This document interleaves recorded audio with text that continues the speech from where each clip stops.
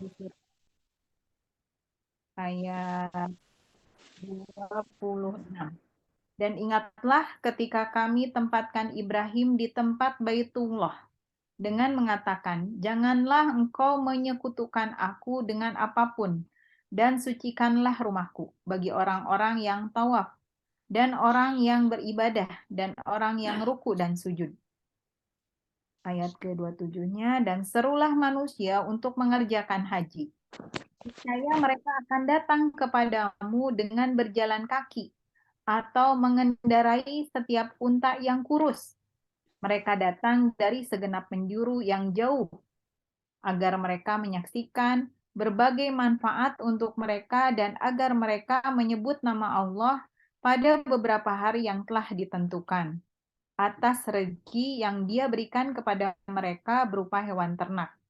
Maka makanlah sebagian darinya dan sebagian lagi berikanlah untuk dimakan orang-orang yang sengsara dan fakir. Kemudian hendaklah mereka menghilangkan kotoran yang ada di badan mereka, menyempurnakan nazar-nazar mereka, dan melakukan tawaf sekeliling rumah tua Baitullah. Maha benar Allah atas segala firman-Nya. Itu dari surat Al-Hajj. Alhamdulillah, Teh Patra sudah hadir ya. Sebetulnya dari tadi juga sudah hadir ya. Dan sudah on cam. Teh Fat, punten nanti kalau saya tiba-tiba keluar lagi kayaknya harus off cam. Kasihan Teh Patra nggak ada. Mudah-mudahan sama Allah dikasih kemudahan untuk tetap on cam ya. Karena Baik. saya suka ngerasa, suka nundutan kalau kita on cam, yang lain pada off cam. Ya, kesempatan kali ini kita coba membahas berkaitan dengan haji. Saya sendiri baru umroh ya, belum haji, makanya kita harus kecer pertanyaan-pertanyaan ke Teh Patra yang sudah melaksanakan rukun Islam yang kelima. Sebetulnya seperti apa sih? Karena yang namanya pergi haji ya bukan hanya pergi haji ya, pergi umroh juga gitu ya. Ketika kita pergi ke Mekah tuh kayaknya ada nggak sih yang nyampe ke depan Ka'bah diem gitu? Nggak tahu kenapa tiba-tiba air mata teh berlinang gitu ya, seperti itu gitu ya. Ya itu salah satu doa yang dipanjatkan oleh Nabi Ibrahim alaihissalam. Dan kita juga merasakan ya, sekarang teman-teman kita kan sudah pada, oh saya mau berangkat, aduh asa gimana gitu ya. Cuman bisa doain ya, tapi kan nggak cukup ya hanya sekadar minta didoain, harus ada yang diikhtiarkan. Nah gimana sih sebetulnya se apa sih judulnya, kok jadi lupa saya. Apa judulnya teman-teman? Judulnya itu adalah, kenapa saya jadi lupa ya? Judulnya adalah Seberapa Penting Haji Bagi Umat Islam. Sampai harus mengalahkan apa saking kita mengatakan bahwa haji itu penting gitu ya, seperti itu. Itu mungkin ya tanpa berpanjang lebar, alhamdulillah sudah ada 19 orang bersama kita. Kita yakin di sini banyak malaikat, walaupun di sini mah ada 19, bisa jadi nolnya banyak ya.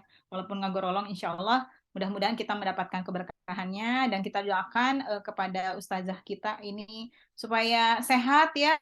Dari berapa pekan ya batuknya, perasaan lumayan ya Teh ya. Nggak. Heeh. Kemarin pulang dari Korea batuk lagi karena kebetulan sekamar sama yang lagi batuk. Sebenarnya udah sembuh sih sebelum berangkat udah sembuh. Habis Oh. lebaran itu nggak lama, alhamdulillah udah sembuh. Ya nggak apa-apa. Teh kirain teh Teh Pat pas di Korea sembuh, kayaknya harus ke Korea lagi gitu. Iya, kadarullah itu sekamar itu temen ada yang lagi batuk gitu dan lumayan intens banget. Jadi kayaknya ya pas capek ketularan juga. Padahal di sana kan lari-lari segala ya, sampai ya Allah ya Robi gitu.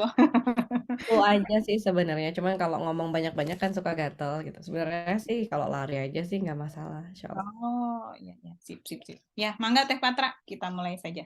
Masya Allah, tabarakallah, Teh Feti. Semoga Allah Subhanahu wa Ta'ala memudahkan kita semua menjadi orang-orang yang senantiasa bisa melaksanakan ibadah umroh dan haji ya. Amin, Syukur-syukur kalau amin. bisa sering-sering ya, Masya Allah ya.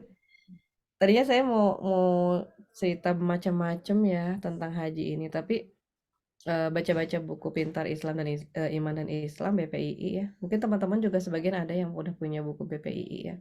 Saya suka bacain buku ini ke anak-anak dan dari bacaan ini biasanya jadi ngelebar kemana-mana gitu ya. Ada beberapa poin menarik yang ingin saya bacain juga ke teman-teman karena ini sayang banget ya kalau misalnya sampai nggak disampaikan ya. Jadi pada zaman dahulu kala ya, pada zaman dahulu kala di buku BPII halaman 9 ini ada kisah tentang Ali Al-Muwaffaq ya. Pada zaman dahulu ada orang yang berhaji sampai 60 kali tefeti, Masya Allah ya. Aduh, 60 kali itu berarti kalau kalau setiap tahun satu kali ya, dia selama 60 tahun bolak-balik beribadah haji. Beliau sangat terkenal karena kesolehannya. Namanya adalah Ali Al-Muwaffaq.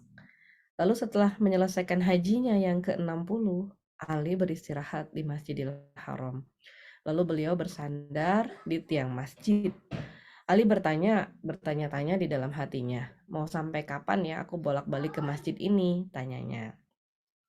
Lalu tidak lama kemudian, Ali pun tertidur pulas. Dalam tidurnya, Ali bertemu dengan seseorang.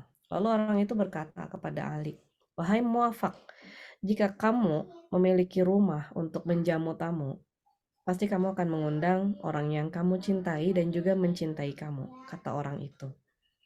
Ali Al-Muwafaq pun segera terbangun. Kini dia tahu jawaban dari pertanyaannya. Kalau bukan karena taufik dan hidayah dari Allah Subhanahu wa taala, mana mungkin dia bisa beribadah haji sampai sebanyak itu. Taufik adalah pertolongan dari Allah Subhanahu wa taala. Pertolongan ini diberikan hanya kepada orang yang paling disayangi. Ali mendapatkan taufik dari Allah Subhanahu wa taala sehingga dia bisa bertemu di rumahnya yaitu Baitullah. Sumbernya dari Syekh Abu Talib Al-Maki, Ilm Al-Qulub. Masya Allah ya, tabarakallah. Ada seorang muslim yang diberikan oleh Allah Subhanahu wa taala rizki ya untuk bisa melaksanakan ibadah haji sampai 60 kali ya. Kita mah baru 60 kali ya. Ketika saya berangkat haji itu, ada seorang bapak yang dia itu sudah menunaikan ibadah hajinya yang ketujuh Tefeti, Masya Ya Allah ya. Allah. Yang ketujuh aja itu tuh kita tuh udah Wah, ngelihat itu udah setengah dewa, udah bukan setengah dewa, iya. apa nih musyrik. Udah kayak, tujuh Wah, kali gitu kan. gitu ya. Iyalah. Sementara kita mah ya satu kali aja juga harus antri sampai Hmm. berpuluh tahun, Masya Allah ya. Dan sekarang itu jangankan kita ya, yang tinggal di Mekah Madinah aja, yang tinggal di Saudi aja kan dibatasi ya untuk bisa melakukan ibadah haji itu digilir 4 atau 5 tahun sekali gitu ya. Jadi kalau mau ibadah haji sampai 60 kali, dia butuh waktu 300 tahun, yang mana itu suatu hal yang impossible lah ya buat orang zaman sekarang. Jadi memang Hal betul-betul yang mustahil ya. langka banget ada orang yang bisa sampai 60 kali melaksanakan ibadah haji ini. Tapi ya satu poin yang tadi disampaikan ya oleh Ali Al-Muwafaq di dalam mimpinya itu adalah bahwa ketika kita memiliki sebuah tempat tinggal, terus kita punya keinginan untuk menjamu orang lain gitu ya. Pasti yang kita undang adalah orang-orang yang kita ingin dia datangkan gitu. Kita akan ngundang orang-orang yang kita sayangi dan menyayangi kita gitu. Gak mungkin kita itu ngundang orang yang kita tuh nggak suka gitu. Nggak mungkin juga kita tuh ngundang orang yang tidak suka sama kita ya, nyusah-nyusahin diri kita sendiri aja. Dan nyampe ke sana, udah nyampe ke rumah kita ternyata banyak komen, banyak protes ya, Masya Allah. Jadi di sini poin yang pertama ya harus kita garis bawahi adalah bagaimana kita harus menjadi orang yang layak ya, diundang oleh Allah Subhanahu wa taala. Bukan cuma sekali ya, tapi berkali-kali ya. Bahkan kalau memungkinkan sampai berpuluh-puluh kali ya alhamdulillah, tapi kalaupun enggak ya Allah Subhanahu wa taala memberikan kesempatan sebetulnya kepada siapa saja yang dikehendaki untuk bisa senantiasa mengunjungi Baitullah ya. Yang jelas tadi ya konsepnya yang harus kita pahami adalah bukan masalah berapa biaya yang harus kita keluarkan, tapi apakah kita sudah diberikan rezeki oleh Allah Subhanahu wa taala atau belum. Kalau kita perhatikan ya, teman-teman sekarang ini teman-teman kita yang sudah berangkat haji ini harus mengeluarkan dana itu sekitar 51 ya, 51 juta atau 52 juta gitu ya untuk bisa berangkat ke sana. Jadi beli seatnya itu di 25 juta, kemarin pelunasannya 26 sampai 27 juta ya. Nah, itu juga sebetulnya masih disubsidi ya sebagian oleh pemerintah karena kebutuhan itu sebetulnya sampai 69 juta gitu ya. Di sini kita lihat bahwa ternyata dari orang-orang yang seharusnya dipanggil pada tahun ini ya, itu tidak semuanya bisa berangkat gitu. Karena ada kenaikan yang cukup signifikan dari total biaya yang harus dibayar. Sehingga banyak ini orang-orang yang mendadak haji ya, yang tadinya harusnya mereka baru berangkat tahun depan, yang harusnya berangkat tahun depannya lagi ya, qadarullah ternyata oleh Allah Subhanahu wa taala dipanggil ya saat ini juga, tahun ini juga untuk menggantikan orang-orang yang tidak bisa melakukan pelunasan biaya haji tahun ini ya, Masya Allah ya. Dan itu adalah sesuatu hal yang memang tentunya sudah menjadi skenario ya dari Allah Subhanahu wa taala. Orang-orangnya siapa-siapa aja kita juga nggak tahu ya. Yang tadinya sudah antri dan antriannya sudah sampai ke ujungnya itu juga ternyata belum tentu bisa berangkat ya. Kalau kita perhatikan dari orang-orang yang sudah seharusnya berangkat pun juga ada yang ketika akan berangkat itu ternyata sakit ya, diuji oleh Allah Subhanahu wa taala dengan penyakit yang membuat dia tidak bisa berangkat. Bahkan ada yang sebelum berangkat tuh sudah meninggal dunia gitu. Ada juga yang sudah berangkat ya, belum sampai ke waktunya haji karena sekarang kita juga masih butuh waktu beberapa minggu lagi ya sampai ke prosesi ibadah haji. Sampai bisa melaksanakan ibadah haji kita harus menunggu berminggu-minggu ya, ada yang sampai 1 bulan lebih nunggu di apa namanya di Mekah Madinah itu untuk melaksanakan ibadah haji. Dan selama menunggu itu juga tidak semuanya mendapatkan rizki untuk mendapatkan menjalankan ibadah haji ya. Dari sekian ratus orang teman-teman satu rombongan itu yang pulang ke tanah air dalam keadaan sudah selesai menunaikan ibadah haji itu jumlahnya pasti berkurang ya. Setiap hari selalu ada berita ya calon-calon haji yang wafat, ada yang wafat di masjid, ada yang wafat di perjalanan, ada yang wafat di hotel ya, ada yang wafat di apa namanya di tempat wudhu dan seterusnya ya, Masya Allah ya. Jadi sudah berangkat ke sana pun itu tidak menjamin kita semua bisa melaksanakan ibadah haji gitu. Makanya ketika kita melaksanakan ibadah haji itu yang pertama harus kita kuatkan adalah doa kita ya kepada Allah Subhanahu wa taala ya. Kita harus betul-betul bisa menanamkan ya dalam diri kita bahwa berangkatnya haji kita ke Baitullah ini bukan karena kita hebat, bukan karena kita ini sudah lebih baik dibandingkan oleh orang lain ya, dibandingkan dengan orang lain, bukan karena kita ini punya harta yang banyak dan segala macam, tapi karena memang Allah Subhanahu wa taala memberikan kepada kita kesempatan itu gitu ya. Bisa jadi ya Allah melihat kita itu sebagai seorang yang terlalu banyak dosanya sehingga Allah memberikan kepada kita kesempatan untuk bertobat di sana. Bisa jadi Allah melihat kita sebagai orang yang terlalu banyak hajatnya ya, keinginan-keinginannya sehingga Allah membawa kita ke sana untuk membiarkan kita berdoa di sana ya. Jadi Masya Allah ya, kita tanamkan dalam diri kita bahwa kita ini bukan siapa-siapa dan bukan apa-apa ya. Di Mekah Madinah ya, di Baitullah nanti kita akan lihat bahwa kita ini hanyalah seorang ya di antara sekian juta orang yang berkumpul semuanya menghibah kehadirat Allah Subhanahu wa taala. Semuanya merengek kehadirat Allah Subhanahu wa taala, memohon segala sesuatu kepada Allah Subhanahu wa taala ya.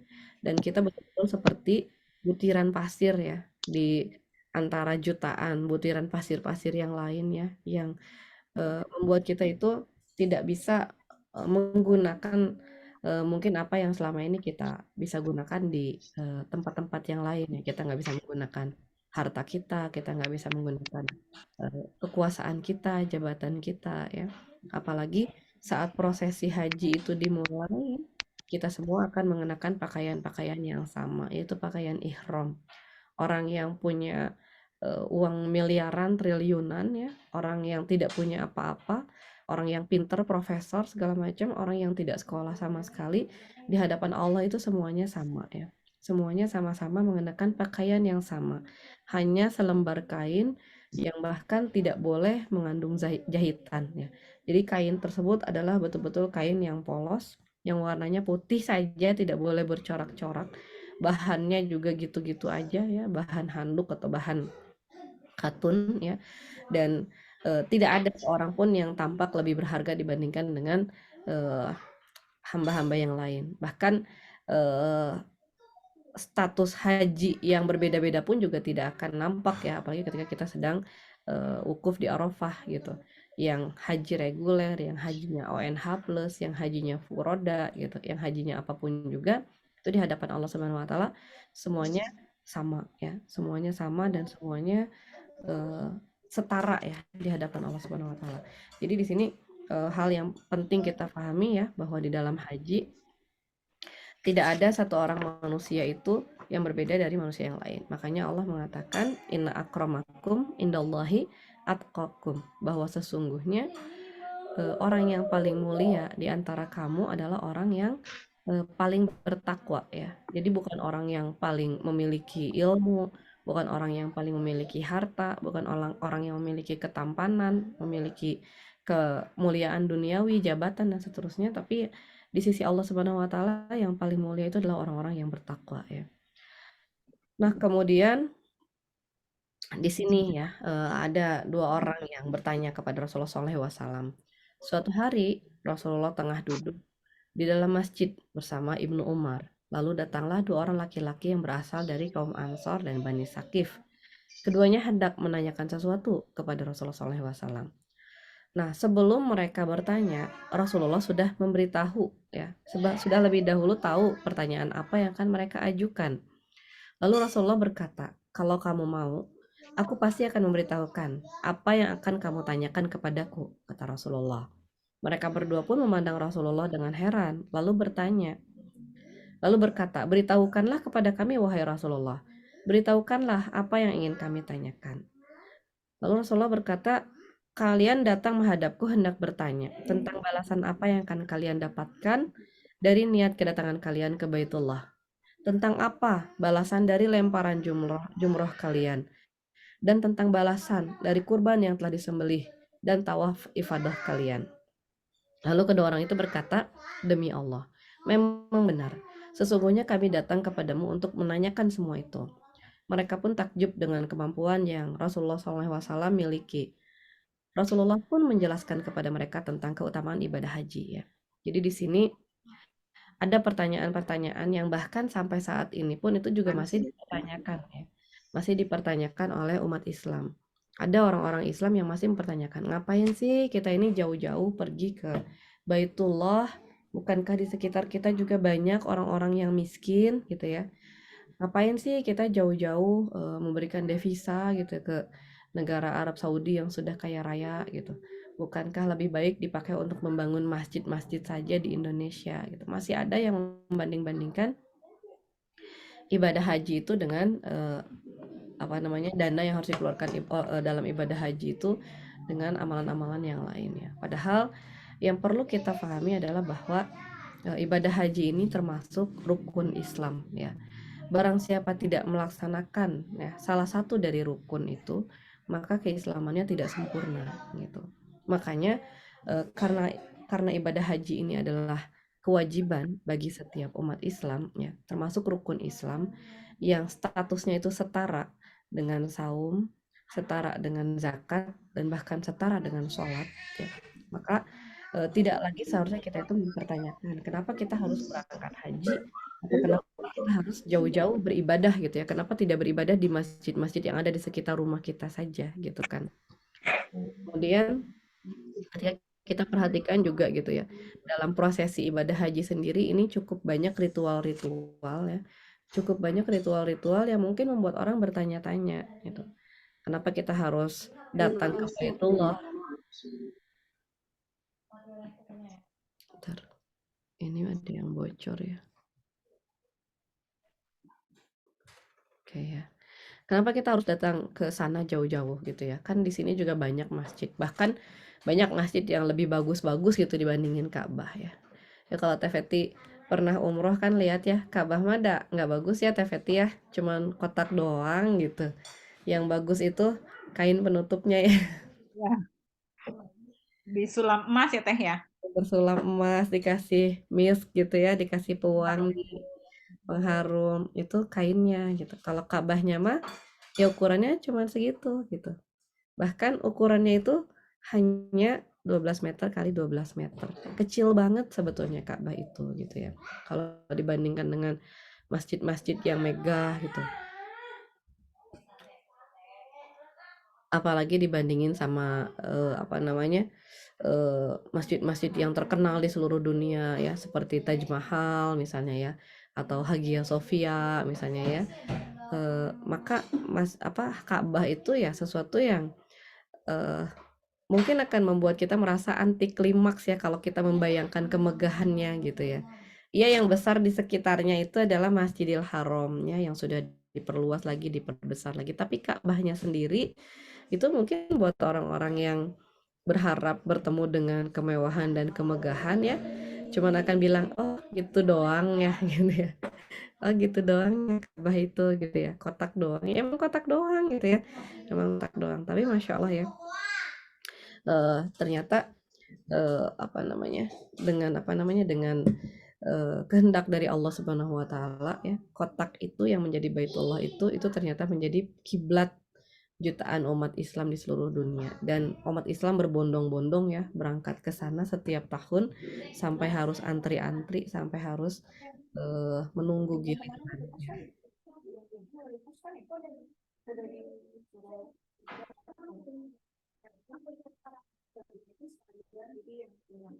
Ada yang suaranya bocor teh. Oke, udah ya. Itu ya. Jadi Masya Allah ya. Eh, kemudian ya bertanya tentang ritual-ritual tadi. Ngapain sih kita harus sa'i? Ngapain sih kita harus tawaf gitu ya? Ngapain sih kita harus lempar jumroh gitu ya? Nah, sebenarnya kalau sahabat yang tadi bertanya bukan menggugat seperti kita gitu ya, bukan mempertanyakan seperti kita ngapain sih, tapi memang itu adalah pertanyaan yang murni gitu ya, yang apa namanya, yang mereka ingin dapatkan jawabannya dari Rasulullah SAW. Nah, maka Rasulullah menjawab ya, sesungguhnya jika kamu pergi dari rumah dan berniat untuk berkunjung ke Baitullah, Allah akan mencatatnya sebagai kebaikan yang akan menghapus kesalahan-kesalahanmu ya. Jadi kalau kita punya niat saja untuk melakukan ibadah haji, lalu kita pergi dari rumah dan berniat untuk berkunjung ke Baitullah ya, insya Allah semua kesalahan-kesalahan kita itu akan dihapuskan. Dan kalau kita harus menunggu lama sekali ya untuk sampai ke sana, mudah-mudahan selama itulah ya, sejak niat kita menyala sampai akhirnya kita bisa sampai ke sana, mudah-mudahan itu akan menjadi sarana juga ya dari Allah Subhanahu wa taala untuk menghapuskan dosa-dosa kita. Karena Allah itu tidak pernah zolim ya kepada hamba-hambanya. Alangkah tidak adilnya kalau misalnya semua orang itu dinilai hanya berdasarkan apa namanya, keberuntungan semata gitu ya. Orang yang udah beruntung bisa berangkat haji duluan, padahal mungkin orang yang menunggu-nunggu sampai berpuluh-puluh tahun itulah yang lebih layak untuk melaksanakan ibadah haji di hadapan Allah Subhanahu wa taala. Jadi mudah-mudahan waktu menunggunya inilah yang menjadi eh, sarana bagi kita semua untuk tercatatnya ya kebaikan-kebaikan kita dan dihapuskannya kesalahan-kesalahan kita. Kemudian kata Rasulullah, sebentar ya.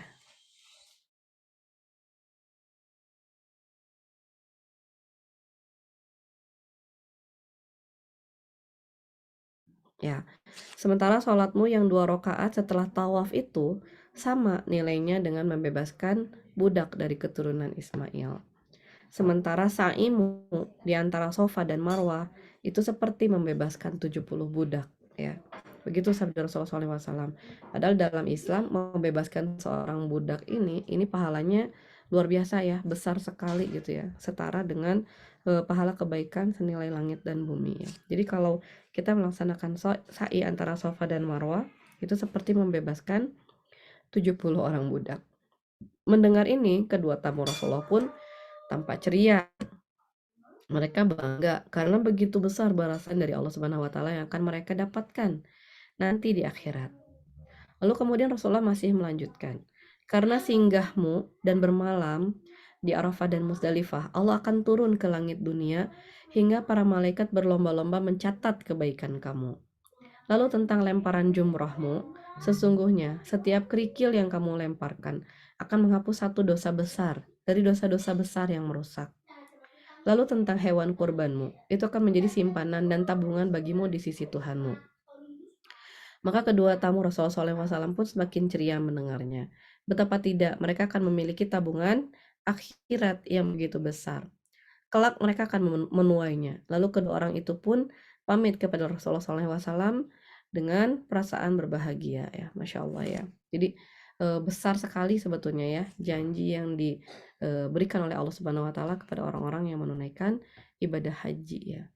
Tapi karena tidak semua orang juga mampu melaksanakan ibadah haji, kadang-kadang Rasulullah juga mengajarkan kepada kita shortcut ya. Salah satunya adalah dengan misalnya kita melaksanakan ibadah sholat subuh di pagi hari di masjid ya, kemudian kita duduk berzikir, tilawah sampai datangnya waktu syuruk ya di tempat sholat kita tersebut.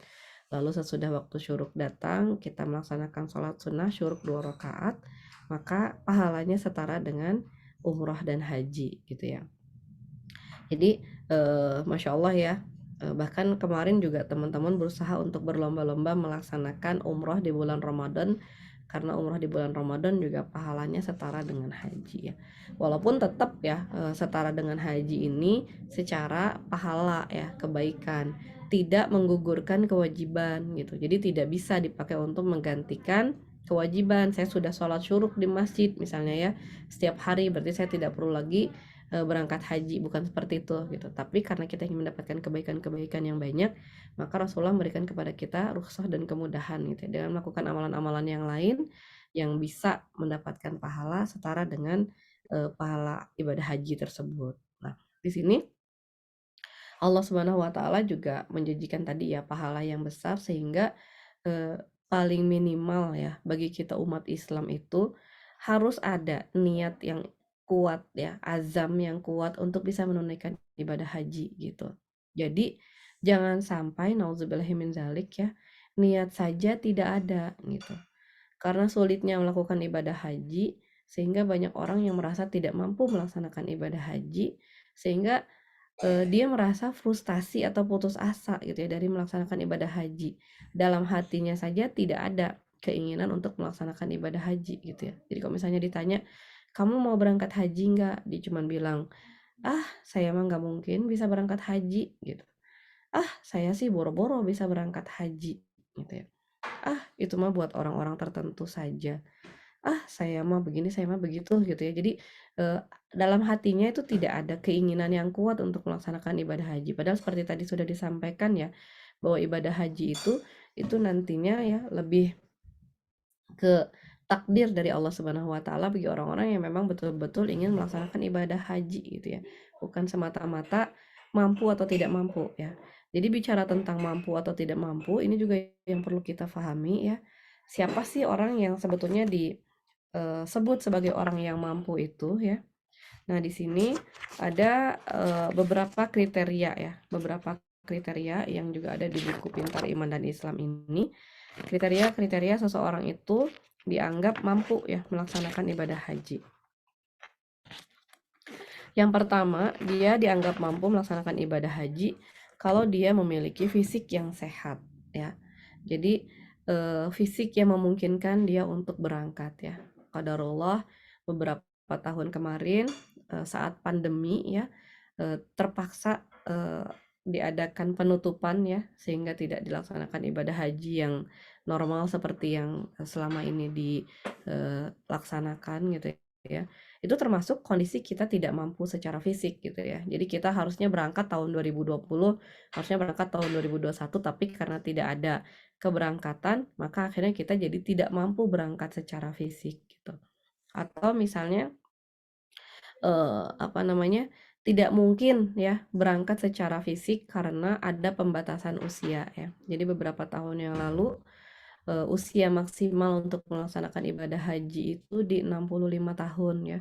Masya Allah ya, sedih banget kemarin ibu saya juga usianya di atas 65 tahun, itu nggak bisa berangkat ya. Mudah-mudahan sekarang dan tahun-tahun ke depannya itu tidak ada lagi masalah. Jadi walaupun sudah berusia di atas 65 tahun, itu tetap bisa berangkat haji. Jadi walaupun kita merasa secara fisik itu masih kuat, tapi karena usia kita di atas 65 tahun akhirnya terkena pembatasan tersebut ya, kita tidak bisa melaksanakan ibadah haji ya.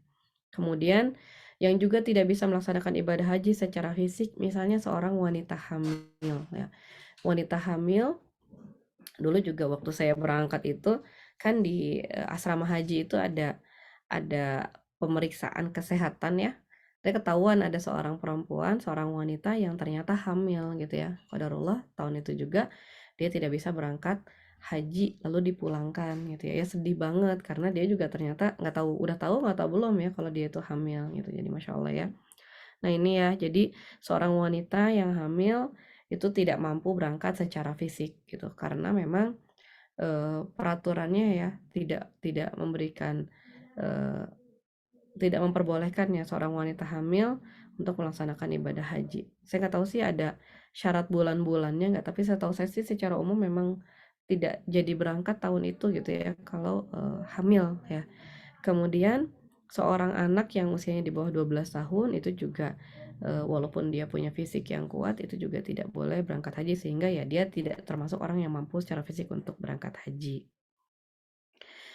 Nah, kemudian kemampuan yang kedua itu adalah mampu secara biaya ya, secara dana, secara pendanaan gitu ya. Nah, di sini yang perlu kita pahami juga ya bahwa ketika kita menyadari keinginan kita untuk bisa berangkat haji ya, maka pada hakikatnya sebaiknya kita tidak menghitung-hitung ya kondisi mampu dan tidak mampu itu eh, dengan jumlah uang yang harus dikeluarkan saja. Artinya kalau misalnya kita ingin berangkat gitu ya, kemudian kita harus mengeluarkan dana untuk haji reguler dan kita mampu untuk haji reguler ya kita berangkat saja gitu ya haji reguler. Kalau ternyata mampunya itu dengan haji plus ya kita berangkat saja dengan haji plus gitu. Kalau ternyata mampunya dengan haji furoda ya kita berangkat saja dengan haji furoda. Kalau kita mampunya haji backpacker ya kita berangkat saja dengan dana haji backpacker. Jadi di sini eh, mampu itu nantinya akan disesuaikan ya dengan situasi dan kondisi masing-masing gitu. Kalau misalnya ngitung-ngitung gitu ya, ngitung-ngitung biaya, ngitung-ngitung dana gitu ya, banding-bandingin ke sana kemari gitu. Mungkin kita jadi akan lebih merasa sulit ya untuk biaya haji, untuk berangkat haji. Misalnya kita punya dana nih buat pergi haji furoda 300 juta rupiah misalnya ya. Terus kita banding-bandingin. Ini kalau kita pakai nih buat biaya reguler ini bisa jadi 6 orang misalnya atau kalau kita pakai buat ONH plus ini bisa jadi 2 orang tapi yang biaya haji reguler harus antri sampai 10-15 tahun yang biaya ONH plus harus antri 7-10 tahun gitu ya. Nah kalau misalnya kita dananya ada gitu ya maka ya sebaiknya kita tidak perlu mengukur-ngukur dan menimbang-nimbang biaya-biaya tadi gitu ya. Ya sudah pakai saja sesuai dengan kemampuan kita gitu. Jadi kita harus punya satu azam yang kuat ya bahwa kalau misalnya dana untuk berangkat dengan haji furoda itu ada, berarti Allah sudah memberikan kepada kita amanah kemampuan untuk bisa berangkat dengan haji furoda gitu. Jadi nggak dihitung-hitung lagi gitu ya. Udah pokoknya saya udah daftar haji reguler baru dapat apa namanya panggilan nanti tahun 2035 misalnya ya. Tapi kalau tahun ini kita punya dananya untuk berangkat furoda, maka sebetulnya kewajiban haji itu sudah masuk ke kita gitu ya untuk berangkat dengan cara haji furoda gitu. Jadi se apa namanya semaksimal mungkin ikhtiar yang bisa kita keluarkan untuk bisa melaksanakan ibadah haji sesegera mungkin gitu ya. Jadi nggak perlu nunggu sampai puluhan tahun sampai dipanggil oleh haji reguler. Apalagi kalau misalnya alasannya saya kan udah daftar haji reguler nih dana 300 jutanya mau saya pakai buat macem-macem buat beli rumah baru, buat beli mobil baru, buat jalan-jalan ke Eropa gitu ya, buat beli tas baru atau apa gitu ya. Jadi kalau dibandingkan dengan kebutuhan-kebutuhan yang lain, kita punya kelebihan dana gitu ya, maka berarti kita sudah termasuk ke dalam orang yang mendapatkan kemampuan untuk menjadi seorang yang wajib berangkat haji tahun itu gitu. Jadi jangan ditunda-tunda lagi gitu dan jangan dihitung-hitung lagi gitu. Karena memang apa namanya kemampuan setiap orang itu berbeda-beda. Tapi kalau misalnya orang itu tidak punya dana lebih gitu ya, mampunya daftar yang reguler, ya sudah tunggu saja. ditunggu sampai berpuluh-puluh tahun itu gitu ya. Kalau ternyata seperti kemarin ya, ada perubahan nih biaya ibadah haji, kan sekarang saja sudah 51 juta misalnya ya. Tahun 2035 nanti bisa jadi jumlahnya juga udah berlebih gitu ya, udah berlipat-lipat kali lebih tinggi dibandingkan dengan sekarang. Ya ukuran kita mampu adalah saat kita bisa melunasi saat itu. Makanya memang sebaiknya kita juga sudah memperhatikan dan mempersiapkan diri gitu ya untuk perubahan-perubahan biaya yang mungkin bisa heboh tadi gitu ya, bisa apa namanya, bisa jumlahnya jauh sekali dibandingkan yang sebelumnya gitu. Makanya kalau bisa sih ya nabungnya itu dalam bentuk emas saja gitu, karena kalau ditabung dalam bentuk uang biasanya nggak bisa ngejar ya perubahan biaya yang akan terjadi. Jadi itu ya, mampu secara fisik ya. Kemudian juga mampu secara biaya. Nah, kemudian juga memiliki kondisi perjalanan yang aman gitu ya. Jadi mampu itu kita tidak meninggalkan bahaya ya ketika kita berangkat gitu. Kalau misalnya kita punya perusahaan yang apa namanya, yang kalau kita tinggalkan itu akan bangkrut dengan tiba-tiba ya, maka sebaiknya kita jaga gitu ya, dan kita persiapkan dulu ya perusahaan kita supaya bisa didelegasikan, supaya ada yang mengatur, supaya ada yang mewakili gitu ya, sehingga tidak tiba-tiba rusak ketika kita tinggalkan gitu ya. Atau misalnya kondisi anak yang tidak bisa ditinggalkan misalnya ya, kalau misalnya kita berangkat anak kita terlantar, ya berarti kita perlu mencari cara, mencari support system supaya kita bisa berangkat dengan aman gitu. Jadi jangan mentang-mentang kita berangkat terus kita tidak mempersiapkan support system bagi orang-orang atau peristiwa-peristiwa dan hal-hal yang harus kita tinggalkan di tanah air. Jangan sampai misalnya kita pergi-pergi aja terus kita cuma bilang saya menitipkan anak-anak saya kepada Allah Subhanahu wa taala ya. Nggak bisa seperti itu. Jadi betul-betul harus dipersiapkan. Kalau misalnya anak-anak kita harus ujian gitu ya, anak-anak kita di masa remaja gitu ya, kita harus mencari orang yang bisa dipercaya untuk mengawasi mereka. Nauzubillah min dzalik ya, ditinggalkan 40 hari itu, jangankan anak kita yang biasa-biasa aja ya, kaumnya Nabi Musa aja ditinggalin oleh Nabi Musa 40 hari, pulang-pulang ya, Nabi Musa mendapati mereka sedang menyembah patung ya, menyembah anak sapi gitu ya, menyembah patung anak sapi. Apalagi anak kita ya, 40 hari itu cukup lama sehingga kita betul-betul membutuhkan persiapan ya untuk meninggalkan orang-orang yang kita tinggalkan itu dalam keadaan aman ya. Atau misalnya orang tua kita sedang sakit misalnya ya, tidak bisa kita tinggalkan. Bahkan Rasulullah SAW melarang seorang sahabat untuk melaksanakan jihad ketika orang tuanya sedang membutuhkan anak tersebut gitu. Jadi kita harus pastikan bahwa support system yang menjaga orang tua kita yang sedang sakit itu juga terpenuhi gitu ya. Apakah kita misalnya mencari perawat atau kita menitipkan orang tua kita kepada orang-orang yang bisa dipercaya gitu ya, kepada saudara atau kepada rumah-rumah senior gitu atau kepada tetangga, pokoknya siapa saja yang bisa menjamin bahwa keberadaan orang-orang yang ditinggalkan itu aman ya. Kemudian juga wajib memberikan bekal ya kepada orang-orang yang ditinggalkan. Jadi jangan berpikir bahwa kalau kita punya uang pas-pasan itu sudah cukup untuk berangkat haji gitu ya. Selama kita meninggalkan orang-orang yang uh, ada di dalam tanggungan kita di tanah air, maka wajib bagi kita meninggalkan bekal bagi mereka ya. Jadi kalau misalnya apa namanya, ada anak-anak atau ada orang tua, maka seluruh kebutuhan mereka itu tetap harus ditanggung ya oleh penanggung jawab nafkah utama. Tetap harus dikasih uang makan, tetap harus dibayarin sewa rumahnya kalau masih menyewa rumah, tetap harus dibayarin listriknya. Jangan sampai kita berangkat terus nggak ada yang bayarin listrik, kemudian mereka hidup dalam kegelapan ya. Tetap harus dibiayai transportasinya. Bahkan kalau memungkinkan diberikan bekal yang lebih ya dibandingkan biasanya, karena mungkin mereka juga butuh bekal untuk menjaga mood mereka gitu ya, menjaga diri mereka dari kekhawatiran dan seterusnya gitu ya. Jadi pastikan bahwa apa namanya, perbekalan ya yang dibawa itu cukup dan yang ditinggalkan itu juga cukup ya. Kemudian eh, yang terakhir ya itu mengenai mampu adalah kondisi perjalanan yang aman ya. Jadi kondisi perjalanannya itu harus aman, tidak menimbulkan bahaya ya. Seperti misalnya beberapa tahun yang lalu ada embargo Saudi Arabia ke Qatar gitu ya, sehingga orang-orang Qatar tidak bisa berangkat haji ya selama beberapa tahun waktu itu.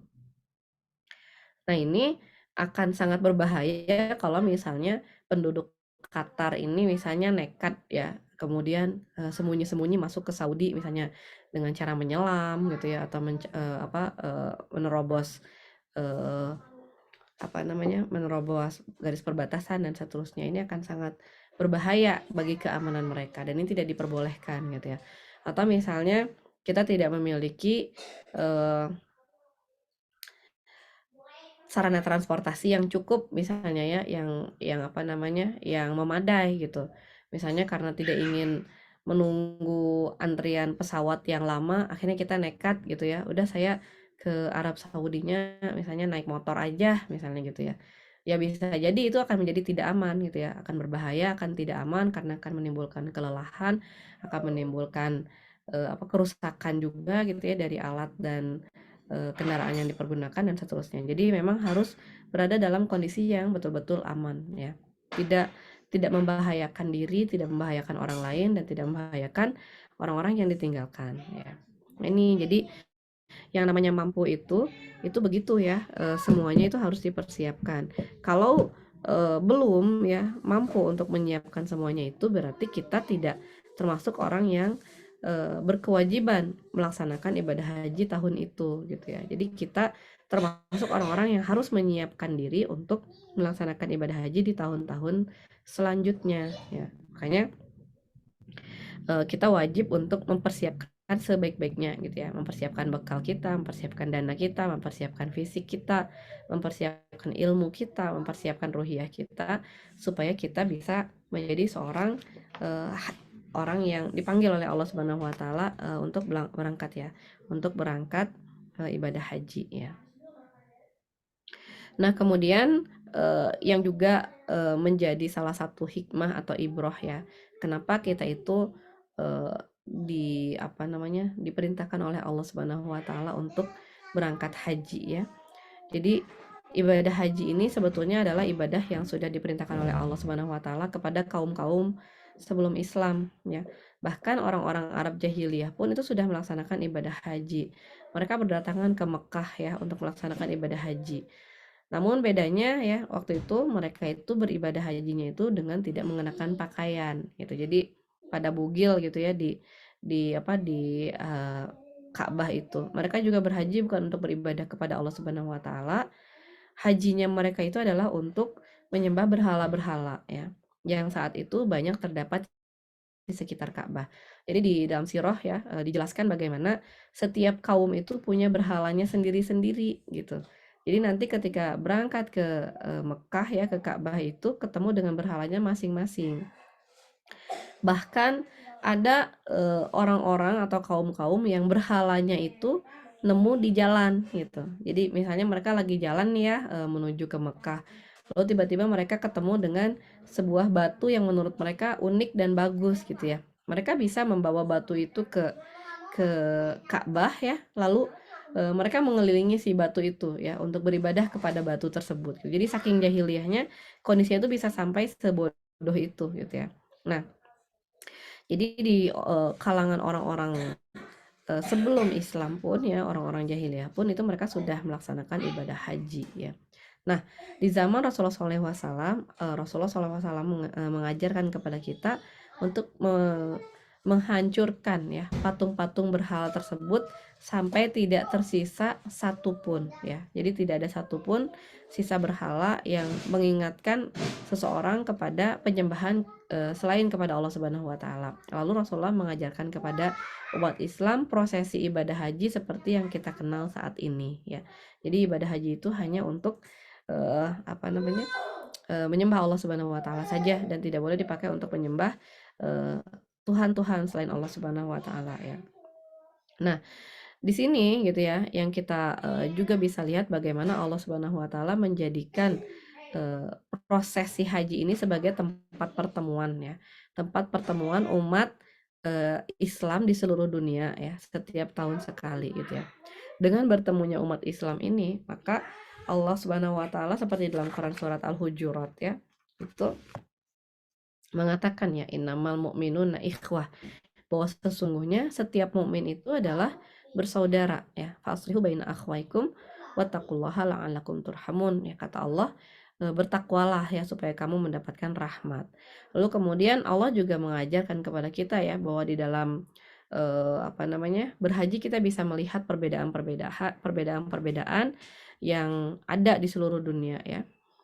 Dalam Quran surat Al-Hujurat juga Allah mengatakan, ya ayuhan nasu inna khalaqnakum min dzakarin wa unsa wa ja'alnakum syu'uban wa qabaila lita'arafu. Jadi Allah itu menjadikan kita itu berbangsa-bangsa dan bersuku-suku ya, supaya kita itu saling kenal mengenal ya, supaya kita itu saling kenal mengenal.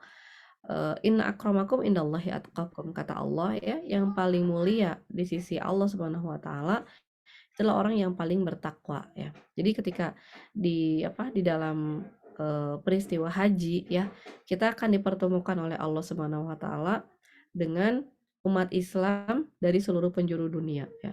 Ada ratusan negara ya yang mengirimkan jemaah-jemaah hajinya ke Saudi Arabia saat itu, dan kita bisa saling berinteraksi ya dengan mereka.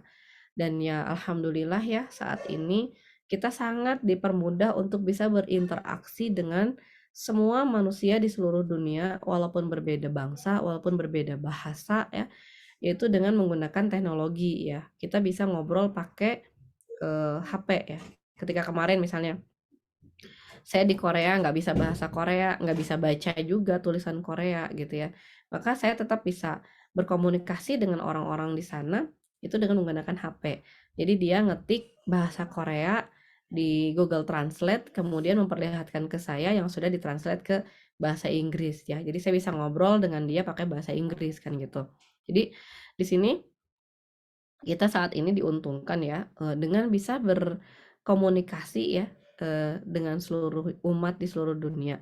Dan saya sangat merekomendasikan bahwa kesempatan untuk bisa berkomunikasi dengan umat Islam yang berbeda-beda ini kalau bisa dioptimalkan gitu. Jadi sebisa mungkin ya, walaupun jamaah haji Indonesia itu adalah jamaah haji terbesar ya yang ada di Saudi Arabia di dalam prosesi haji, karena kita memang umat Islam terbesar di seluruh dunia. Kalau bisa ya, kita tuh jangan hanya sekedar berkumpul dengan teman-teman sebangsa setanah air saja. Justru Allah Subhanahu wa taala menghendaki kita itu untuk saling kenal mengenal gitu ya, kenal mengenal dan membiasakan diri kita dengan kebiasaan-kebiasaan orang lain. Makanya di sini ya, di tanah air ini kita juga biasakan diri kita ini untuk tidak banyak mengeluh ya. Karena nanti kita akan berhadapan dengan situasi dan kondisi yang teramat sangat berbeda. Kebayang ya kalau orang itu sangat gampang mengeluh di Indonesia, maka ketika mereka berhadapan dengan saudara-saudara ukhuwah Islamiyah di saat haji nanti gitu ya, pasti yang akan keluar dari mereka adalah keluhan dan sumpah serapah gitu ya. Karena lebih sulit untuk memahami situasi dan kondisi di sana dibandingkan di sini gitu. Kemudian juga mengenai makanannya, usahakan kita ini bisa menjadi orang yang mensyukuri segala jenis makanan yang dikaruniakan oleh Allah Subhanahu wa taala kepada kita ya. Jadi hindarkan misalnya sikap memilih-milih makanan, nggak suka ini, nggak suka itu ya. Karena ketika kita haji nanti, kita ingin menghormati orang lain, bisa jadi kita itu harus makan makanan yang mereka suguhkan gitu ya. Jadi kayak di Masjidil Haram atau di Masjid Nabawi, ketika kita sedang duduk-duduk itu kadang-kadang ya saudara-saudara antar negara itu suka saling menawarkan makanan dan minuman gitu ya. Kalau kita selalu pilih-pilih makanan, mungkin kita akan apa namanya, akan jadi kebingungan ya kalau ternyata ada makanan-makanan yang nggak sesuai dengan yang kita bayangkan gitu ya, yang bentuknya aneh gitu ya. Bahkan di beberapa negara itu ada yang kalau ngasih makan itu langsung disuapin ke mulut kita ya. Jadi Masya Allah gitu ya, mereka punya punya kue sebesar gini, kecil gitu ya, tapi saking inginnya berbagi, itu disobek, masukin ke mulutnya, disobek, masukin ke mulut gitu ya. Mungkin buat sebagian kita itu suatu hal yang, ya kalau di Indonesia mungkin kita biasanya nggak kayak gitu dan menganggap itu sebagai suatu hal yang tidak lazim. Bahkan mungkin sebagian menganggap itu sebagai suatu hal yang tidak sopan gitu ya. Kalau kata orang Sunda mah gareleh gitu ya. Bekas makan itu di apa, dimasuk-masukin ke mulut orang lain. Tapi ya, ya namanya kita beribadah haji, kita ingin saling kenal mengenal, ya kita ingin saling menghormati dan menghargai, ya mau tidak mau kita harus menerima itu gitu ya. Atau misalnya ada orang dari satu negara itu yang membawa setermos minuman khas negaranya gitu ya. Yang minumannya itu Masya Allah gitu ya, kita minum jamu di sini aja udah gitu ya. Ternyata sama mereka dicekokin dengan berbagai macam ramuan yang ya Masya Allah gitu ya, kira-kira rasanya campuran antara habatus sauda dengan olive oil dicampur dengan merica dan segala macam gitu. Jadi ya, ya mau nggak mau kita harus harus menerima gitu ya, menerima apa yang mereka tawarkan. Dan ini sebagai sebuah kelaziman gitu. Ketika kita apa namanya, duduk berdampingan, kemudian kita saling menghormati, kita menerima apa yang mereka tawarkan, itu akan menjadi kesempatan bagi kita untuk saling tersenyum, untuk saling berterima kasih, untuk memulai komunikasi gitu ya. Dengan memulai komunikasi itu kita bisa tahu kondisi umat Islam di seluruh dunia. Jadi pulang itu bawa banyak oleh-oleh ilmu gitu. Bukan hanya oleh-oleh yang akhirnya disita di bea cukai gitu ya karena kebanyakan bawa panci, kebanyakan bawa karpet gitu. Tapi kita bawa oleh-oleh ilmu bahwa nun di Afrika sana gitu ya. Ada negara-negara muslim tapi mereka itu belum paham Islam itu apa gitu. Jarang sekali orang yang bisa ngaji di sana, jarang sekali orang yang bisa baca Quran di sana. Bahkan boro-boro tahsin tahfiz gitu ya. Apa namanya? Terjemahan Al-Quran saja tidak ada. Mungkin seperti kondisi umat Islam di Indonesia beberapa puluh tahun yang ya. Jadi orang Indonesia beberapa puluh tahun yang lalu ya, ketika zamannya Kartini itu kan tidak ada itu yang menerjemahkan apa namanya Al-Quran ya. Mungkin kalau teman-teman yang hidupnya sudah selama saya, wih, pernah ngerasain ya dulu kita itu kalau baca Quran yang ada terjemahannya itu cuman Quran Depag ya, Teh Feti ya. Quran Oke, Depag yang tebel, yang kecil ya, berat. yang berat dan gak mungkin dibawa-bawa kemana-mana. Makanya Masya Allah, Tabarakallah, salah satu amal jariahnya Syamil Quran ya, yang sangat luar biasa. Jadi Syamil Quran ini adalah perusahaan penerbit Al-Quran yang menaungi kita ya di Gentara Sigma Daya Insani gitu. Jadi waktu itu beberapa orang teman saya merancang sebuah Quran yang bisa dibaca Arabnya, tapi juga langsung dibaca terjemahannya di pinggirnya. Itu Quran-Quran yang kita kenal sekarang ya. Jadi Quran-Quran yang tengahnya bahasa Arab, terus di pinggir-pinggirnya ada bahasa Indonesianya. Itu suatu penemuan yang kayak yang simple, semua orang juga bisa bikin. Itu kan sekarang gitu ya. Tapi zaman dulu itu suatu yang sangat apa namanya, sangat berharga gitu karena itu membuat semua orang itu jadi bisa bawa Quran saku yang ada terjemahannya gitu. Zaman dulu tuh nggak bisa. Jadi kalau kita bawa Quran yang tebel tadi, Teh Feti kalau saya kalau naik angkot ya, ngafalin Quran pakai Quran yang tebel itu tuh semua orang ngeliatin gitu ya, karena itu aneh banget gitu. Gede banget dan gede, tebel, berat, tapi tulisannya kecil-kecil gitu. Jadi susah bacanya ya.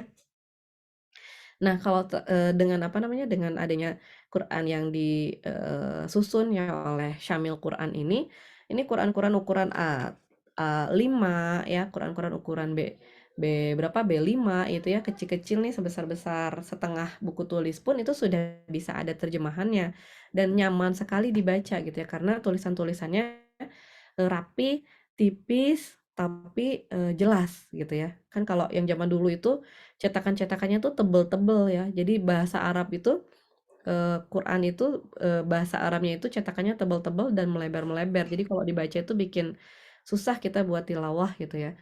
Alhamdulillah ya. Jadi itu salah satu Masya Allah ya, amal jariahnya itu bisa bikin orang tilawah sekian puluh juta orang itu Masya Allah ya. Mudah-mudahan apa keberkahan itu menjadi apa namanya sesuatu yang juga senantiasa menyertai Allah menyertai teman-teman kita yang sudah menyusun ya satu jenis Quran model seperti itu. Dan itu nggak ada di negara-negara selain Indonesia gitu ya. Quran jenis itu nggak ada gitu ya.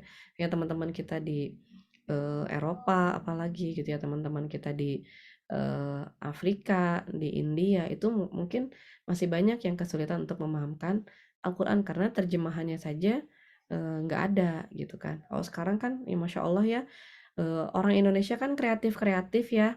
Sesudah mereka membuat Quran yang ada terjemahannya, zaman sekarang itu Quran itu ada berbagai jenis gitu ya. Ada Quran khusus wanita ya, yang isinya itu meng-highlight ayat-ayat tentang wanita. Ada Quran usul fikih yang isinya itu meng-highlight ayat-ayat tentang usul fikih. Ada Quran sirah, ada Quran apa namanya, muamalah ya, Quran ekonomi. Itu Masya Allah itu betul-betul memudahkan kita untuk bisa mempelajari apa saja yang kita inginkan dalam Islam. Tapi kalau di saudara-saudara kita di daerah-daerah yang lainnya itu nggak ada. Jadi sangat wajar ya kalau mereka itu tidak banyak paham Islam gitu ya. Wajar sekali kalau pemahaman Islam mereka itu mungkin tidak semaju kita orang-orang Indonesia yang bisa mengirim para ustadz banyak-banyak ke Kairo misalnya ya, ke Arab Saudi, ke Madinah, universitas-universitas di Madinah atau di Sudan atau di Yordan atau di Yaman atau di mana gitu ya. Jadi eh, saudara-saudara kita di Afrika sana itu banyak sekali yang masih membutuhkan bantuan kita ya, bantuan kita untuk menjelaskan Islam, memahamkan Islam itu kepada mereka gitu ya. Kemudian kita juga misalnya bisa kenalan dengan teman-teman saudara-saudara muslim di negara-negara yang minoritas ya. Seperti ketemu sama teman muslim di Rusia, itu aneh banget gitu ya. Udah pokoknya bener-bener nggak kebayang lah sama kita gitu ya. Betapa sulitnya perjuangan mereka untuk bisa melaksanakan Islam di negaranya. Bahkan seperti di Uzbekistan saja gitu ya, itu sangat tidak lazim kalau misalnya ada orang itu yang sholat di publik, di apa namanya, di tempat umum gitu ya.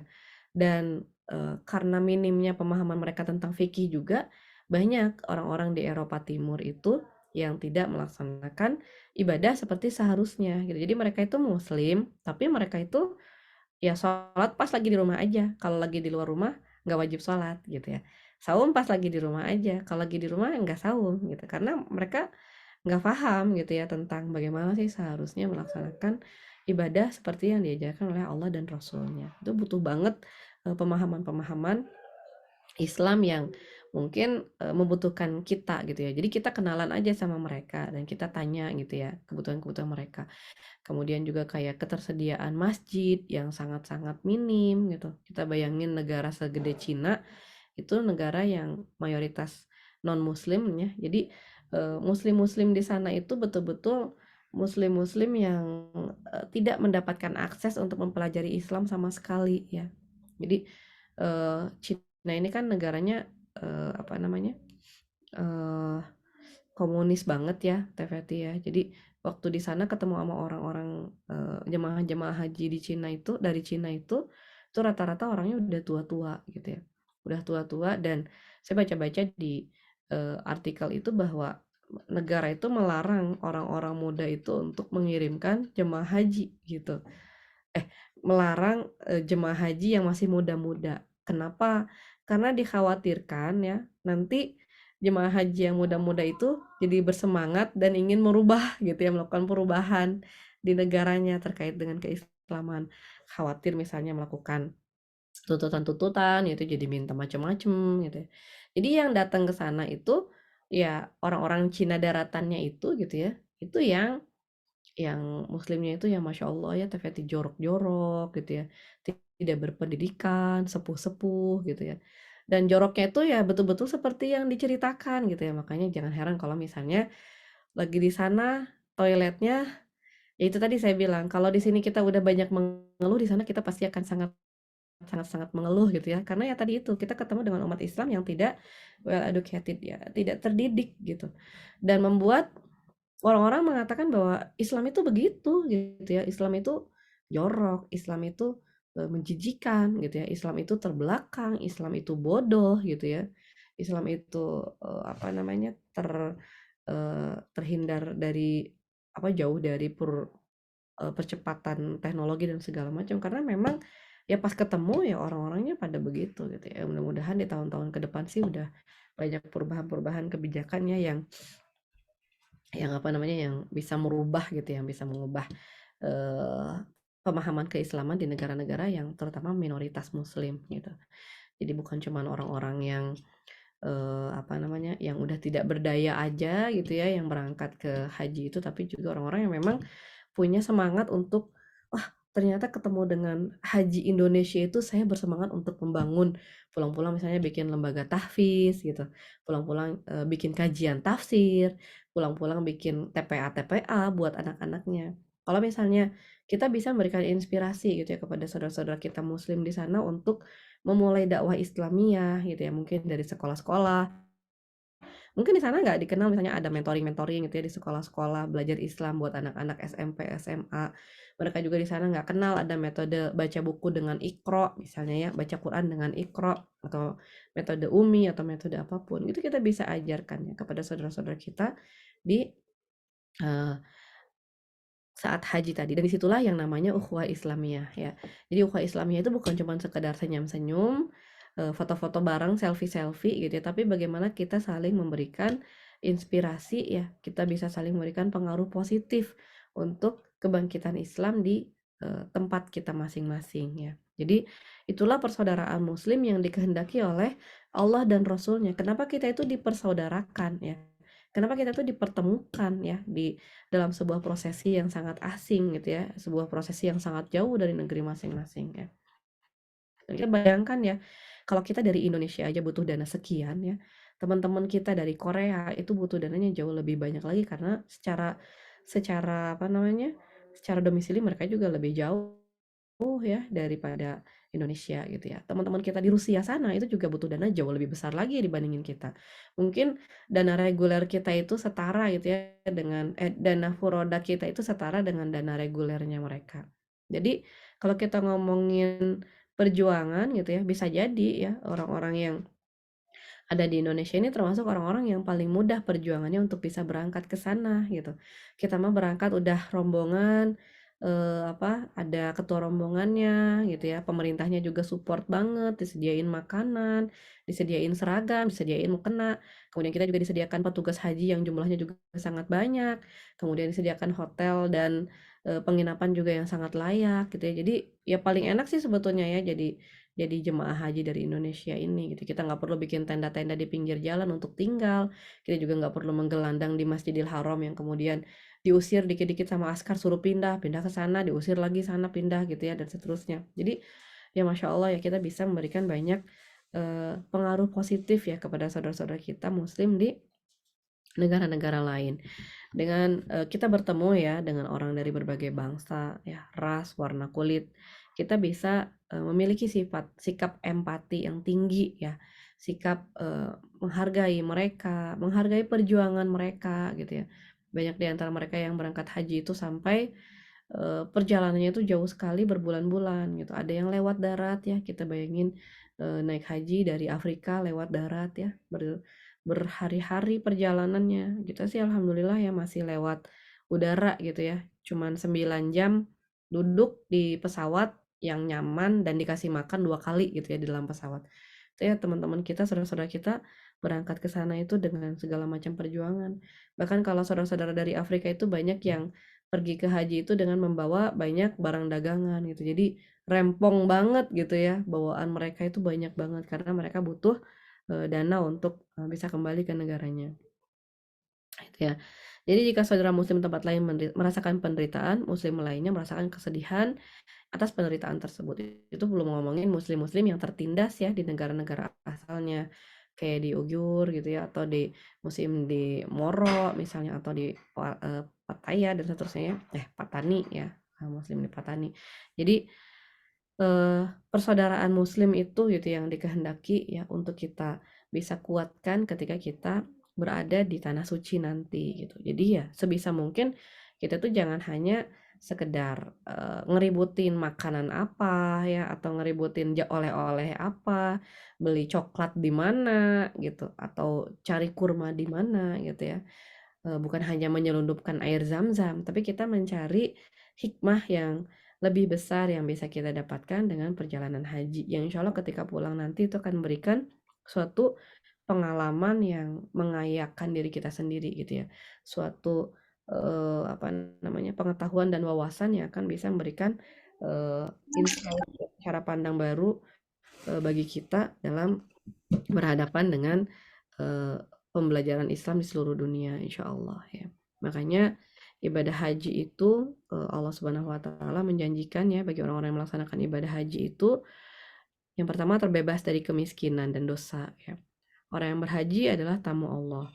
Mereka yang mendapatkan panggilan dan segera memenuhi panggilan itu, apapun yang mereka minta ya akan dikabulkan oleh Allah Subhanahu wa taala. Apalagi di tanah suci itu banyak sekali tempat-tempat mustajabnya doa ya. Kita bisa berdoa di Hijr Ismail, kita bisa berdoa di depan Mu'tazam, kita bisa berdoa di depan makam Ibrahim, kita bisa berdoa di Raudhah ya, Masya Allah ya. Bahkan satu kali sholat di Masjidil Haram itu setara dengan 100.000 kali sholat di masjid biasa ya. Jadi Emang tadi ditanyain Bun ini isinya apa aja? Ya udah. pahalanya itu sangat luar biasa ya. Nah kemudian eh, Allah akan membebaskan seseorang itu dari kemiskinan dan akan menghapuskan dari dosa-dosa sebagaimana pembakaran menghilangkan karat dari besi. Kemudian haji yang mabrur ya, yang melaksanakan seluruh aktivitas hajinya dengan sempurna dan melaksanakan segalanya dengan optimal, Allah akan memberikan pembebasan ya dari dosa-dosa sehingga dia betul-betul bersih seperti baru lahir dari rahim ibunya. Dan Allah menjadikan balasan yang paling utama bagi haji mabrur yaitu surga ya, jannah ya. Jadi kita minta sebanyak-banyaknya di sana supaya Allah memasukkan kita ke dalam surga insya Allah. Makanya wajib bagi kita tadi ya, minimal kita punya niat yang kuat ya, azam yang kuat untuk bisa berangkat haji ya. Jadi jangan ada perasaan tidak mungkin, jangan ada perasaan haji bukan buat saya, jangan ada perasaan bahwa haji itu suatu utopia gitu ya, sesuatu yang tidak terjangkau, tapi kita tanamkan dalam diri kita bahwa haji itu adalah kewajiban yang ingin kita laksanakan apapun caranya, insya Allah kita akan ikhtiarkan yang terbaik ya. Ya mungkin itu aja Teh Feti yang bisa saya sampaikan ya. Kalau ada yang mau mau dibahas atau didiskusikan boleh Teh Feti. Ini baru baca beberapa halaman aja saya dari buku Pintar Iman dan Islam ya. Masih banyak banget yang bisa dieksplor dari ajaran-ajaran haji ini, Masya Allah gitu ya. Jadi mudah-mudahan sih kita semua termasuk ke dalam orang-orang yang diberikan kesempatan ya, kalaupun tidak haji itu kita bisa umroh ya. Kita juga diberikan ilmu oleh Allah Subhanahu wa taala untuk bisa memahami ya prosesi haji, fikih haji, hukum-hukum haji, kemudian juga tadi maknawiyah dari haji itu sendiri. Ya, gitu Teh Mangga. Ternyata BPII itu bukan hanya untuk anak-anak ya Teh ya. Kita saja sangat membutuhkannya. Iya, sebetulnya ini bahasannya juga cukup dalam Teh Feti ya. Banyak banget yang dibahas di sini. Tapi tergantung kita ya menyampaikannya. Kalau kita bahasnya dengan lebih serius ya, sebetulnya banyak banget hikmah dan ibroh yang bisa diambil oleh orang dewasa sekalipun.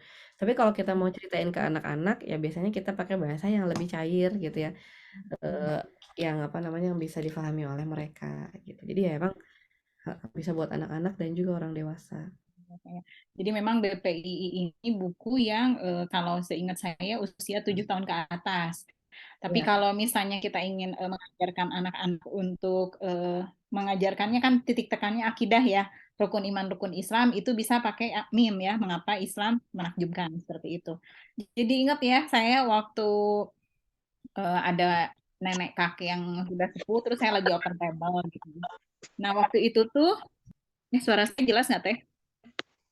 Ya. Nah, jadi waktu itu pas ngegelar jualan, waktu itu masih buku Muhammad Ladanku. Ada nenek kakek baru pulang dari haji, terus dia lihat gitu. Kata dia tuh, ini buku apa? Terus saya perlihatkan buku Muhammad Ladanku. Dan itu bukan pengalaman saya saja ya, beberapa teman-teman kita yang display ternyata. Nah, ternyata oh putus-putus ya. Nah, ternyata si orang itu bilang gini, oh ada ya buku Muhammad Ladanku. Isinya apa? Terus saya ceritakan lah ya, isinya dari mulai kelahiran sampai wafatnya Rasul, bla bla bla gitu. Sampai dia bilang gini, pokoknya saya harus haji lagi. Benar-benar saya kok baru tahu gitu. Sampai ada yang seperti itu loh. Karena memang ya ada juga waktu itu putranya seorang sales yang dia kan ketika kemudian umroh bersama orang tuanya tuh turun dari pesawat tuh ke orang tuanya nanya-nanya gitu kayak gini, Bunda Bunda di mana saat Rasulullah itu dilempari oleh kotoran unta, Bunda di mana gitu. Jadi saking apa ya, nempel gitu sih kisahnya tuh gitu. Makanya si nenek kakek itu sampai bilang, pokoknya harus pergi haji lagi. Karena kalau sudah baca Muhammad Ladanku, aku jadi bisa paham gitu, sampai seperti itu gitu ya. Kalau sekarang kan Mumtaz ya, Muhammad Ladan sepanjang zaman ya. Insya Allah mudah-mudahan ini jadi inspirasi juga. Sebelumnya saya ingin sampaikan juga infak yang sudah masuk sampai hari ini dari taklim-taklim yang dulu ya Teh Patra, terkumpul Rp360.000. Jazakumullah khairan katsiro. Dan yang mau berinfak boleh ya, masih terbuka insya Allah untuk kebermanfaatan bersama juga. Nanti saya coba tuliskan juga nomor rekeningnya. Kemudian juga boleh dibantu ya Teh DJ, ada video promo sebentar ya, biar teman-teman tahu karena ini ada flash sale dari 6.6. Boleh Teh DJ ditampilkan dulu. Sambil saya chat kalau yang mau berinfak nomor rekeningnya.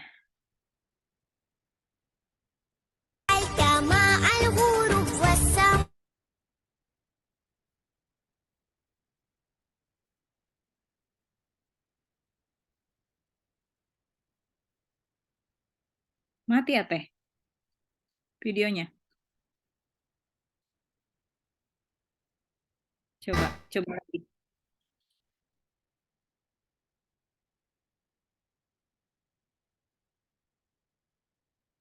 Bisa nggak Teh? Sambil yang mau bertanya boleh disiapkan ya. Sambil saya minta tolong Teh DJ untuk memperlihatkan iklan. Iklan dari Gentara. Boleh Teh?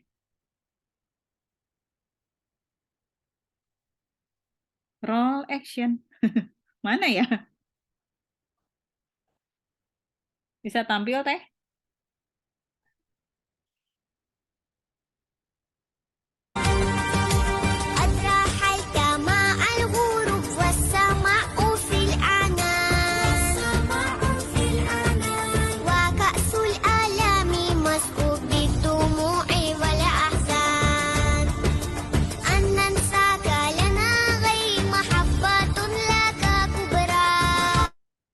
Ya, Jazakillah katsiro, Teh DJ yang sudah menampilkan tadi ya, BPII itu buku yang pertama yang disampaikan oleh Teh Patra tadi, beberapa sekilas tentang haji, kemudian juga ada buku Mumtaz, Muhammad Ladan sepanjang zaman, dan juga ada Rasul di rumah kami, itu yang ininya karya Abah Ihsan ya. Itu tiga-tiganya diskon 40%. Bisa buat liburan ya teman-teman ya. Sebentar lagi liburan, mudah-mudahan bisa menemani liburan kita semua ya. Kalau ada pertanyaan silahkan.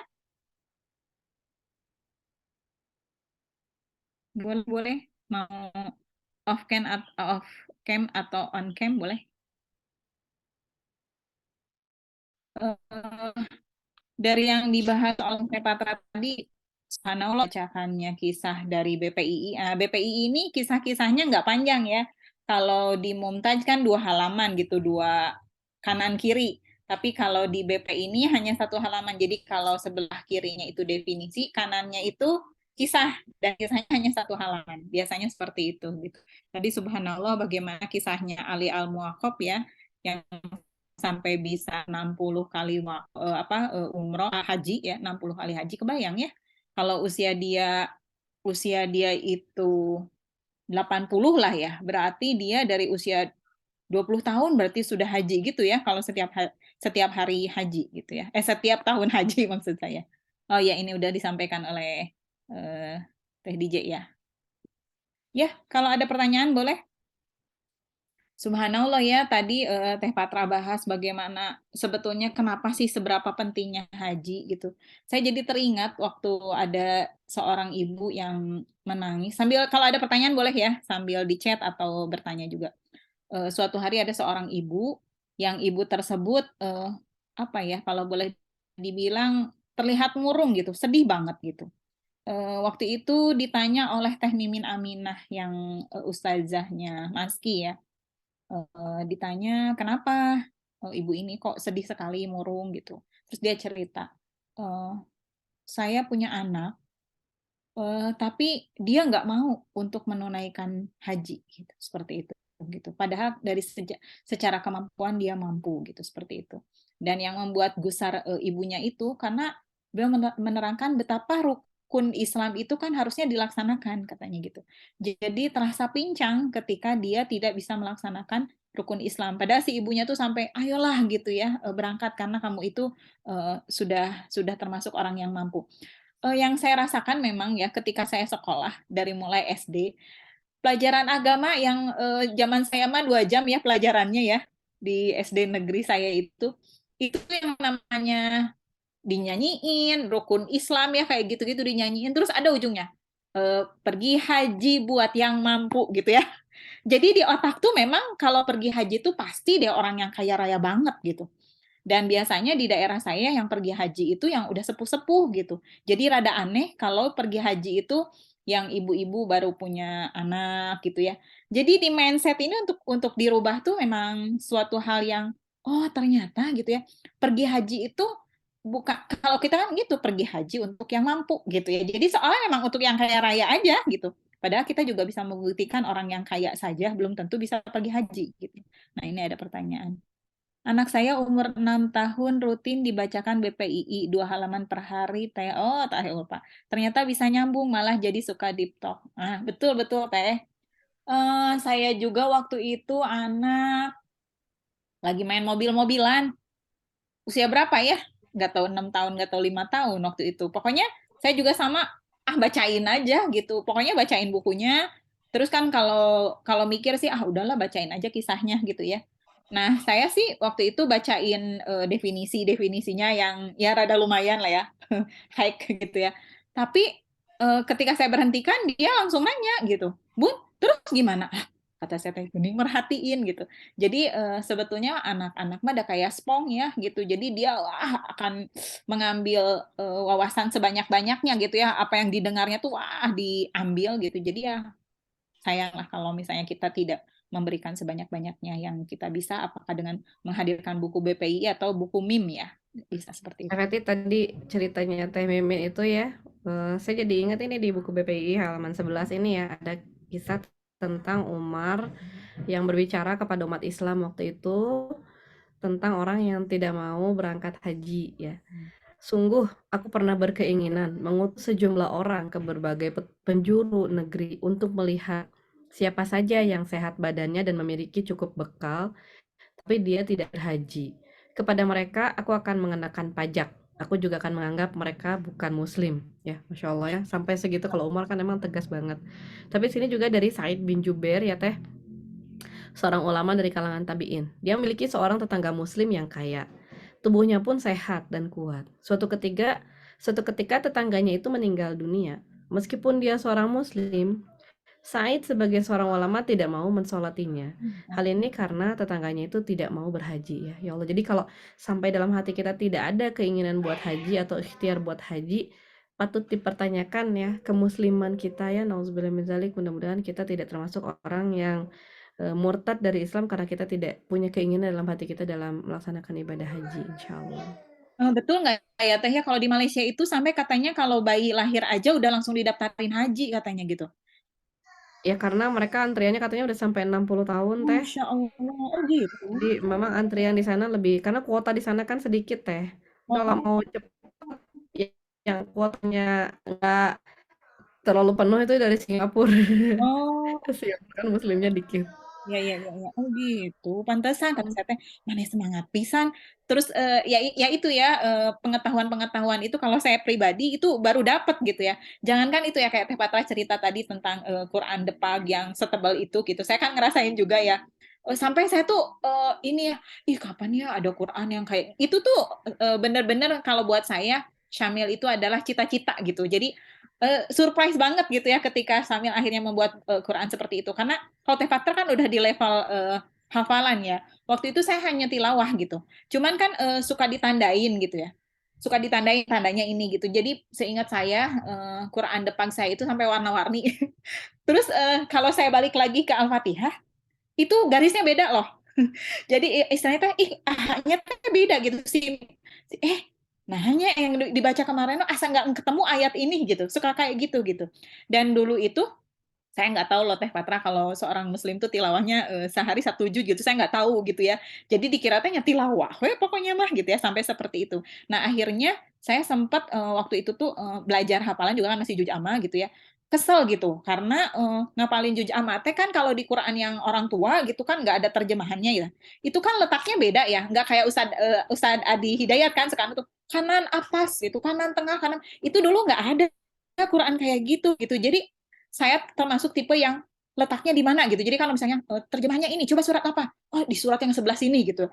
Itu kalau di depan saya bisa gitu, kemudian saya menemukan Quran hafalan yang 30 gini ya, zaman dulu yang masih tipis, Quran saku gitu. Itu pas mau ngalahin lagi juz 30 tuh berat gitu, karena letaknya beda gitu.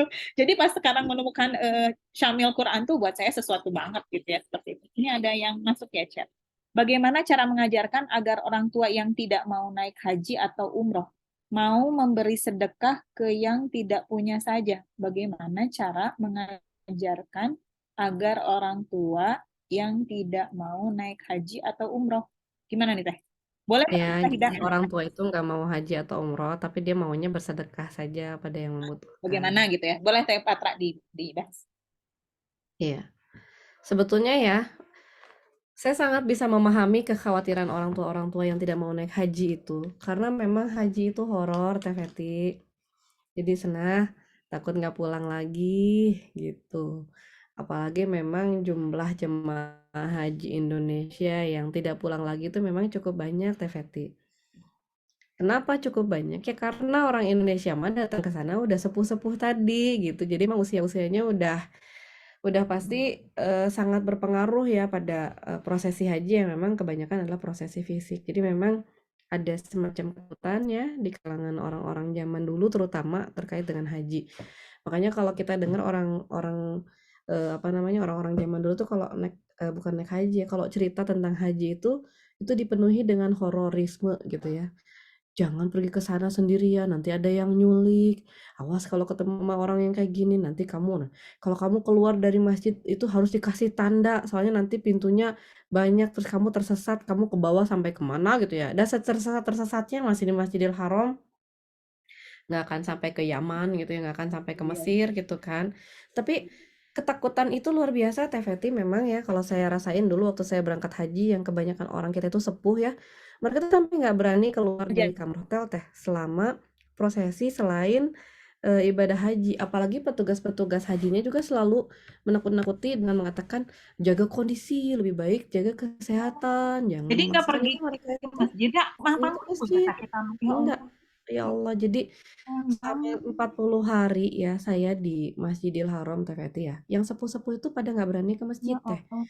Pada nggak berani jalan kaki ke masjid. Ya udah jelas ya jauh. Sebenarnya nggak jauh banget ya, 2 kiloan masih sebetulnya masih masih bisa sebetulnya ya. Yang paling sepuh di antara kami saja tuh usianya udah 70 lebih, mereka masih bisa yang semangat mah gitu ya jalan kaki bolak-balik. Tapi ini yang usianya 50-an terkungkung dengan segala macam ketakutan dan kekhawatiran tuh nggak berani keluar. Jadi kalau tuh ya di hotel aja gitu.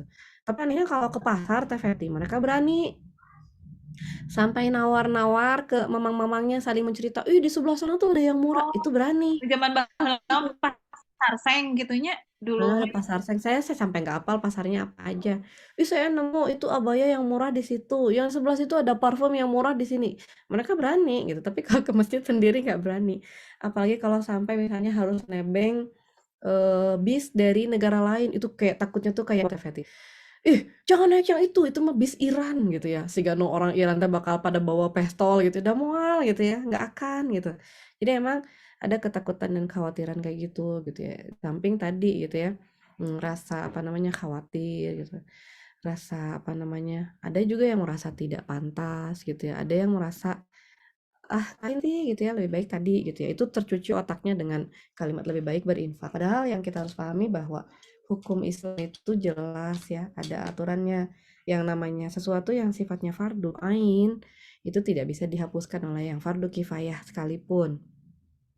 Apalagi oleh yang sunnah gitu. Ibadah haji itu fardu ain bahkan rukun Islam gitu. Makanya tadi kata sahabat Rasulullah, sampai tidak mau seorang tabiin sampai tidak mau menyolatkan saudaranya yang jelas-jelas tidak mau naik haji, karena itu berarti dia setara dengan tidak mau sholat, setara dengan tidak mau zakat, setara dengan tidak mau saum Ramadan gitu ya, tidak mau melaksanakan rukun Islam gitu. Jadi ya mungkin kalau untuk orang tua kita juga pelan-pelan ya membahasakannya. Bisa sambil misalnya menyetel kajian ustadz yang mudah difahami gitu ya. Jangan yang galak-galak ustadznya gitu ya. Ustadz yang lucu-lucu lah misalnya ya, Abdul Somad bolehlah gitu ya.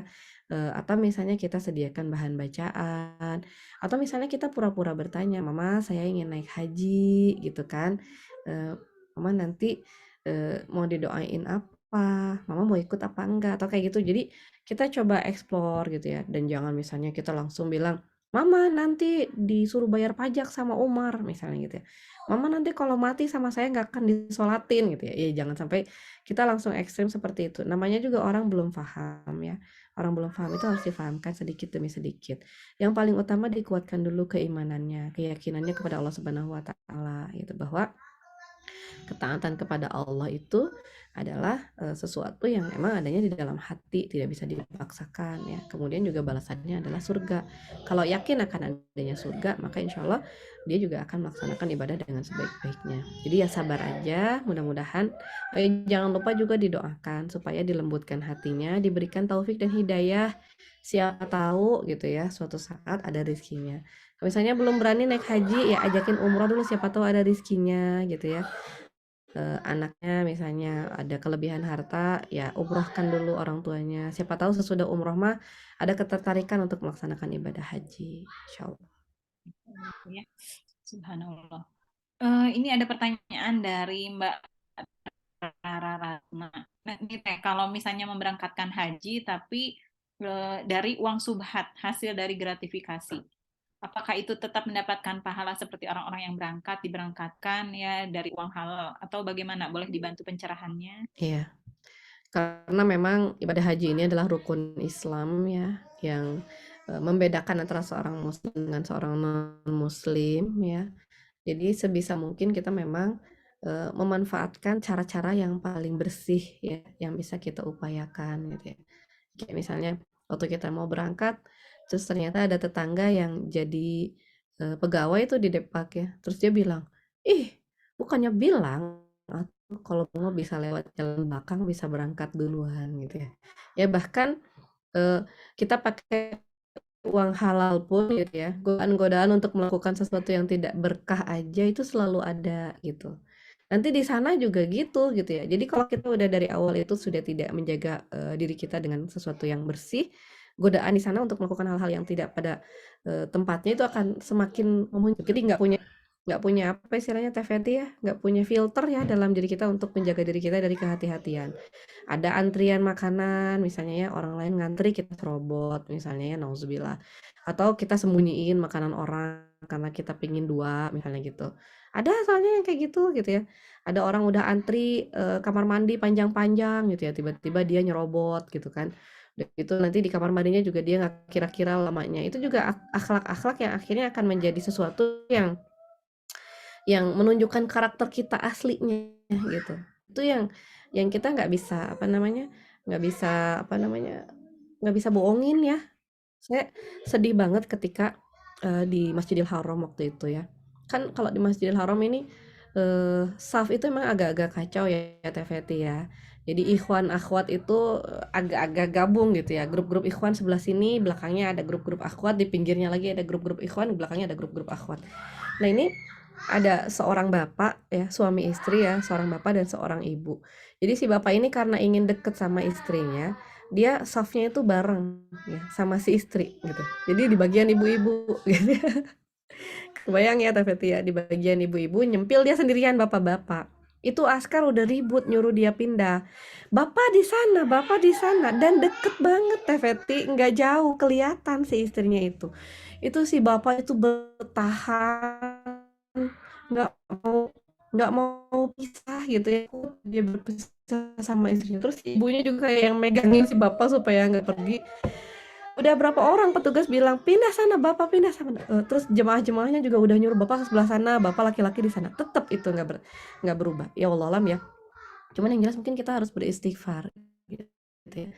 Kesalahan apa yang mungkin dibawa si bapak sampai dia tidak bisa mendapatkan hidayah bahkan untuk pindah ke saf yang semestinya gitu. Jadi ini kita harus hati-hati aja gitu ya. Apalagi kalau misalnya kita yakin bahwa gratifikasi ini adalah apa namanya, dana atau harta yang betul-betul tidak jelas sumbernya. Kalau misalnya sebetulnya jelas sih, baik-baik saja, ya mungkin kita bisa yakinkan ini dana yang halal insya Allah. Tapi kalau kitanya sendiri juga syubhat, nyampe kesananya juga kita nggak akan nyaman teh. Nanti pulang ke sini paling juga kita ngerasa saya ingin balik lagi gitu ya, saya ingin balik lagi udah deh gitu ya, kayak gitu. Jadi Bismillah, kita coba kuatkan azam kita, mudah-mudahan Allah akan berikan kepada kita harta yang bersih, halal, berkah, dan membuat rahmat Allah Subhanahu wa taala turun senantiasa saat kita di Mekah dan juga untuk orang-orang yang kita tinggalkan di sini.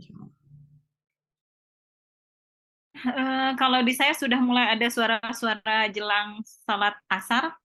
Kalau tidak ada pertanyaan, nggak ada kayaknya ya Teh ya. Mungkin ditutup saja ya Teh ya. Iya. Ya. Mau doa dulu Iya. Mas sampai Patra atuh, biar kita kapanasan.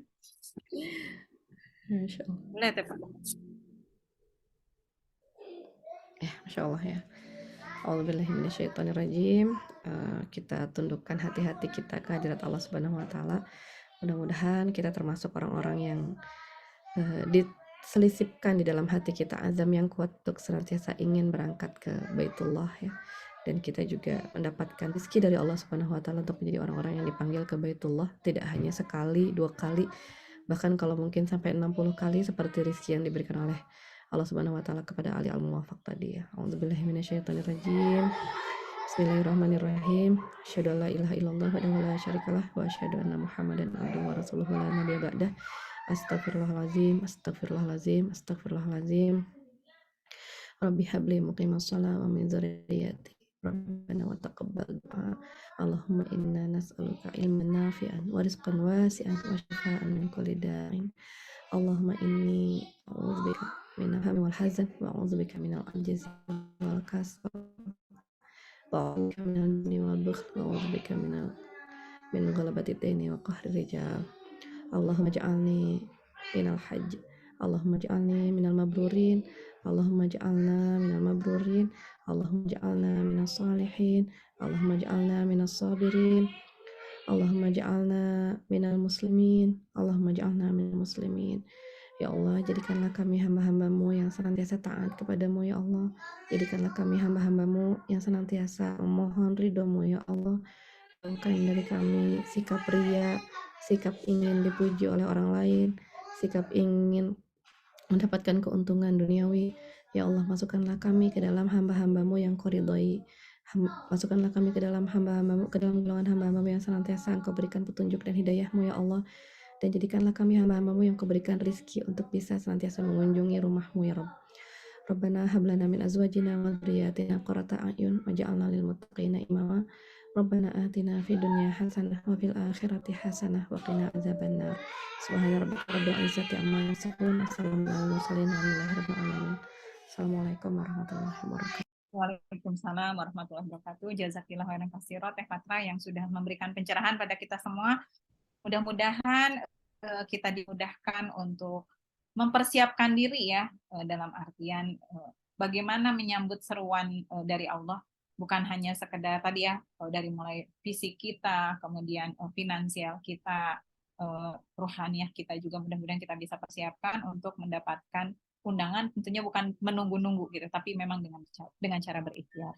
Ya, satu lagi Teh Feti, buat temen-temen yang ingin kurban dan belum menyiapkan dana kurbannya dan belum punya dana juga buat kurbannya, ya insya Allah di Sigma Daya Insani juga menawarkan ya untuk bergabung ada program promo kurban. Jadi untuk penjualan tertentu insya Allah selain mendapatkan komisi penjualan seperti biasa juga mendapatkan hadiah senilai dana untuk satu kurban. Jadi silakan yang ingin bergabung dengan Gentara ya, nanti bisa menghubungi saya Teh Feti atau Teh DJ dan pengundangnya masing-masing. Insya Allah mudah-mudahan kita optimalkan tahun ini kita bisa berkurban seperti tahun-tahun yang lalu insya Allah. Ya. Jadi memang ada promo dari tanggal 1 Juni sampai tanggal 26. Jadi kalau teman-teman mau ikut, mau jualan, nah itu bisa karena ada promo tambahan, bukan hanya sekedar komoditi, tapi akan mendapatkan voucher. Vouchernya gede loh ya, pokoknya gede banget lah gitu. Kalau kata Teh Fatah ini mah bisa 1 kambingan gitu ya, seperti itu. Itu mungkin ya teman-teman. Alhamdulillahirabbil alamin. Astagfirullahaladzim. Subhanaka Allahumma bihamdika asyhadu an la ilaha illa anta astaghfiruka wa atubu ilaik. Assalamualaikum warahmatullahi wabarakatuh. Waalaikumsalam warahmatullahi wabarakatuh. Waalaikumsalam. Jazakumullah khairan kasiran Teh Feti.